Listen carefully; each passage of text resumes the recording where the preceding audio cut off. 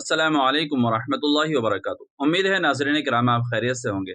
मुअज़्ज़ज़ नाज़रीन किराम, आम तौर से एक सवाल के जवाब में ये सुनने को मिलता है कि इंसानियत सबसे बड़ा मजहब है। खास तौर से जब कोई मीडिया वाले लोग किसी मुसलमान से सवाल करते हैं कि इंसानियत सबसे बड़ा मजहब है या इस्लाम, तो इस सिलसिले में फिर मुसलमानों की तरफ से ये जवाब दिया जाता है कि इंसानियत सबसे बड़ा मजहब है।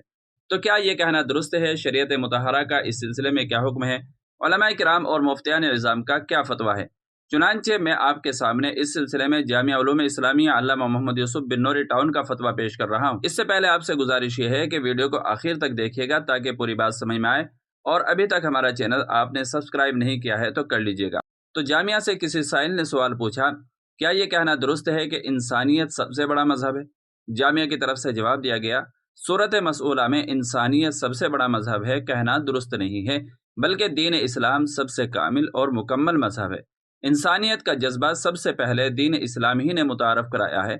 इस्लाम एक मुकम्मल मजहब है और इस्लाम ने इंसान की इनफरादी, इज्तिमाई, इज़्दवाजी, माशी, सियासी गर्ज ये कि हर एक तर्ज ज़िंदगी से मुताल्लिक मुकम्मल तालीमात दी हैं। इंसानियत भी उन्हीं तालीमात का एक जुज़ है।